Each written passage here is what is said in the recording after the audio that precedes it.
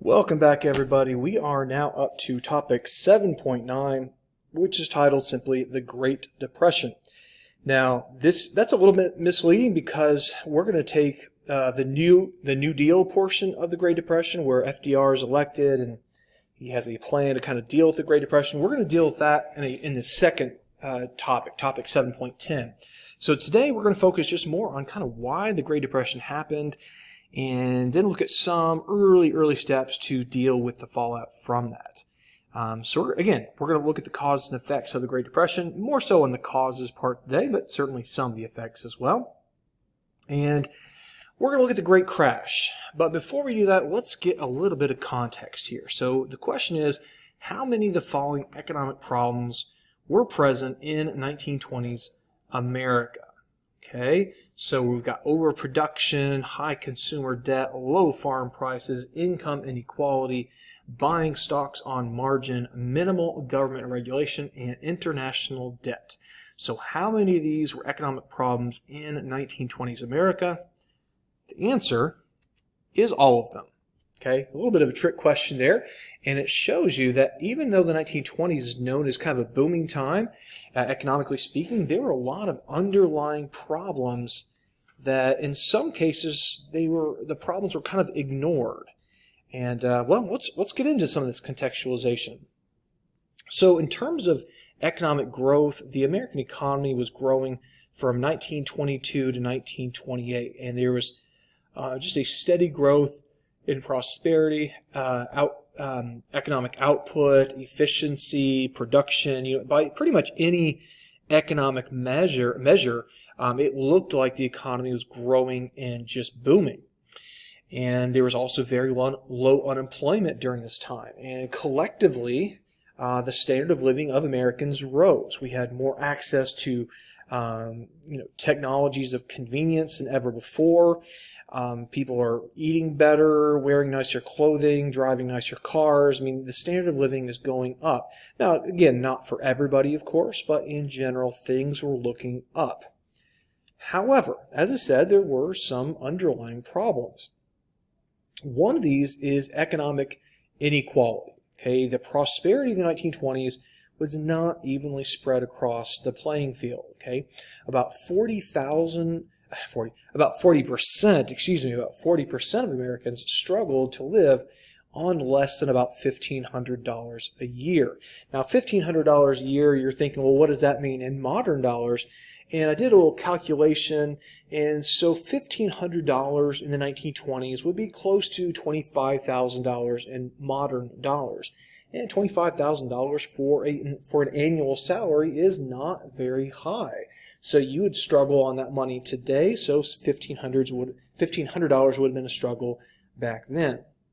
Also, remember, we've talked so much about the farmers lately, and about a quarter of all farms were sold either because the farmers were foreclosed on for debt or they couldn't pay their taxes.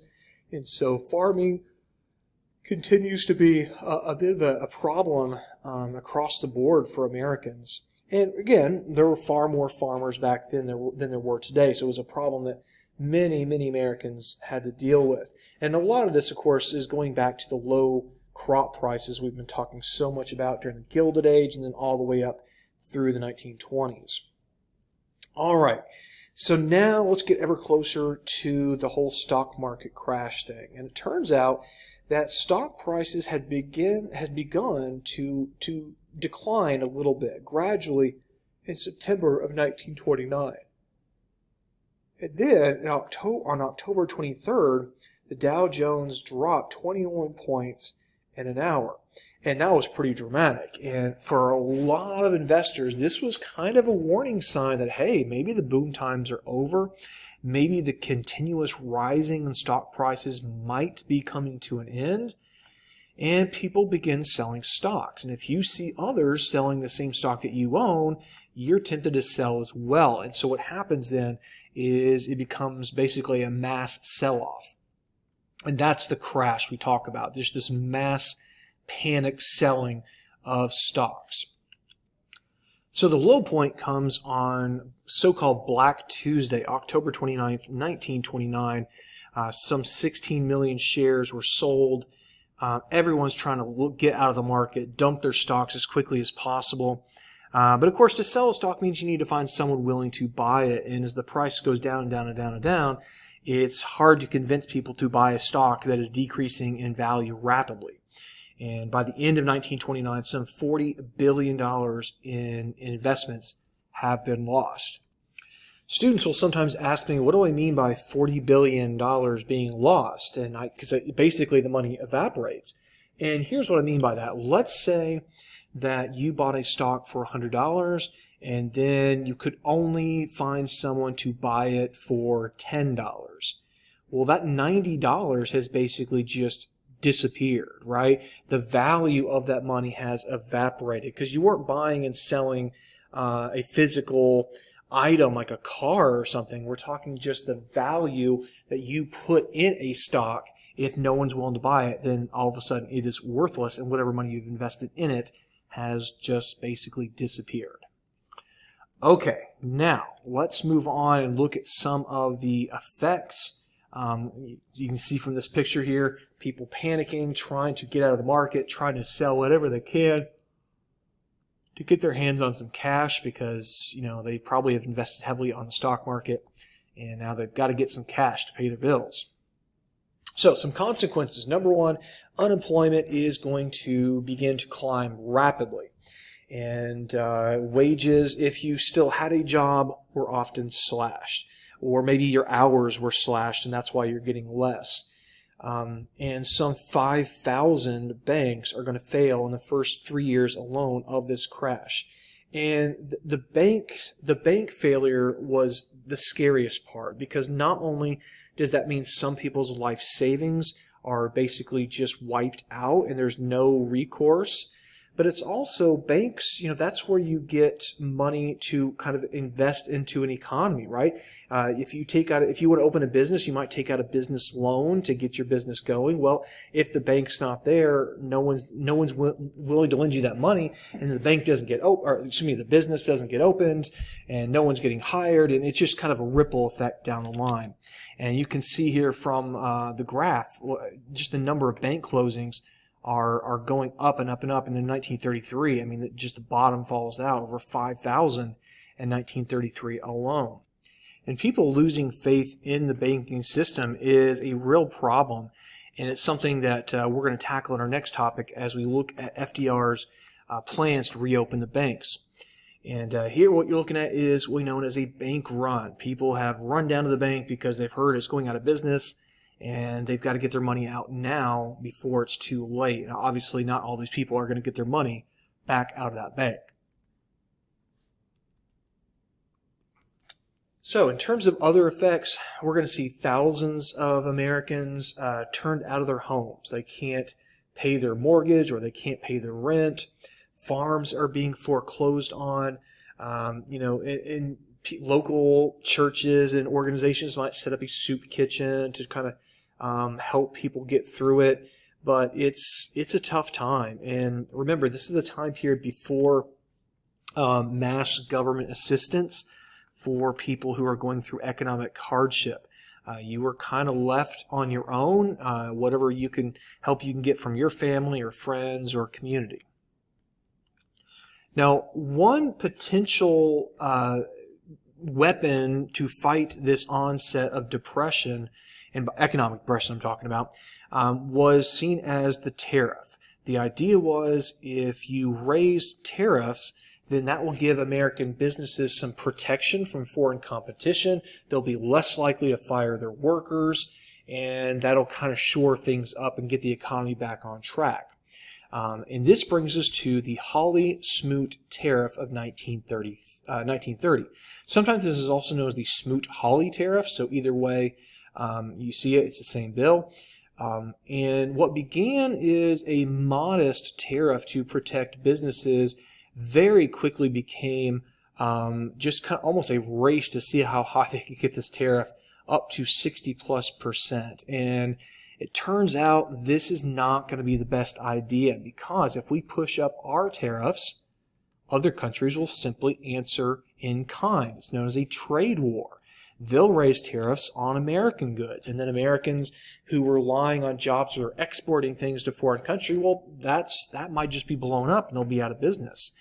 And with countries around the world turning to kind of turning inward and raising tariffs and refusing to trade, it's going to hurt and make far worse the already begun Great Depression. So it turns out the Smoot-Hawley tariff, or again, Hawley-Smoot tariff, is a major mistake. It's a major misstep, and it made the Depression far worse than it needed to be. All right, now let's get into some specific causes of the Great Depression, because the reality is, if you ask the average person off the street what caused the Great Depression, many of them will tell you they don't know, but those who do will probably say something about the stock market crash. And a stock market crash, well, we've had plenty of stock market crashes in history, and they didn't all turn into the Great Depression, so it must be more than just that. Let's go through the causes. Number one, overproduction. America had become incredibly efficient at producing more and more stuff. More cars, more radios, more furniture, more food, more clothing, more everything. And American consumption just could not keep up. And part of this has to do with the fact that wages were not terribly high in the 1920s. And so wages can't keep up with the need to consume those goods. And eventually factories say, why are we producing all this stuff? We're not selling all of it, so let's cut back our production. Well, if you cut back production, that means you don't need as many workers. And if you fire workers, the cycle just continues to get worse. Also, in the boom times of the 19-teens and 20s, more and more factories were opening up. And so businesses were really investing in the wrong place. They're investing in continued overproduction. Number two cause, overexpansion of credit. What does that mean? It means that, frankly, banks were too eager to hand out loans. Okay, in other words, it was way too easy to go into debt in the 1920s. And we talked about installment plans in the 1920s, that idea of buying now and paying later. And that's tempting, right? And you might find yourself, really deep in debt. In fact, so deep in debt that maybe you can't pay back those debts. And it also creates a very fragile situation in which, if the economy begins to slow and decline, those people who are pushed to the max on debt won't be able to pay those off. If they default on their loans, banks aren't getting their money back, and then banks are hurting. And it's just kind of, again, a downward spiral. Cause number three, technological unemployment. As a producer, you are constantly looking for machines to replace your workers. Not because you don't like your workers, it's because machines don't need a wage. Machines don't need time off. Machines don't get sick. Machines don't get tired. And so the fewer workers you have, the more machines that can replace those workers, you're going to have better efficiency and, frankly, better profits. And that means people are thrown out of work because their job becomes obsolete. Factor 4, foreign problems. So World War I, of course, had really ripped the heart out of Europe, and they had, frankly, never fully recovered from World War I, even though now we're over 10 years beyond World War I. And then you also, of course, have the issue, as we talked about, with tariffs that create economic depression and intensify economic depression across the world. America had really been the foundation of the world economy in the 1920s, and when our economy begins to struggle and ultimately stumble, it just adds fuel to the fire around the world. So this is a situation not just in America, but it's in Canada, it's in Britain, France, Germany, Russia. We have economic problems all across the globe. The Great Depression truly is a world depression. So, looking here at this picture, many of us know what we're looking at, of course. This would be a Hooverville, right? A Hooverville was basically kind of a temporary encampment thrown together by people who are out of work and out of a home. And they're called Hoovervilles because our president at the time, Herbert Hoover, was getting a lot of the blame that he wasn't doing enough to really go after this depression and help individuals. So let's talk a little bit about Hoover and his dealings with the Depression. So today, there are all kinds of government programs to help people who are struggling when we have a really severe economic downturn that applies to a good chunk of Americans. Sometimes the government even tries to stimulate the economy by basically giving money out so people will spend that money. There was nothing like that in 1929. It just didn't exist. And Hoover was very, very reluctant to give direct assistance to Americans.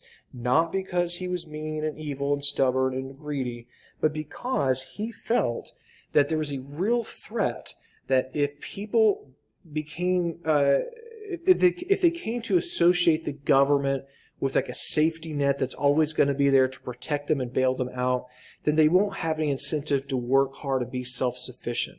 That basically their work ethic will be destroyed by government assistance. And so Hoover decides we're not going to give money directly to the American people, but maybe what we can do is give money to banks and to big businesses, and therefore, if they're doing well, the prosperity then will trickle down to the masses. And to that end, something called the Reconstruction Finance Corporation is established in 1932.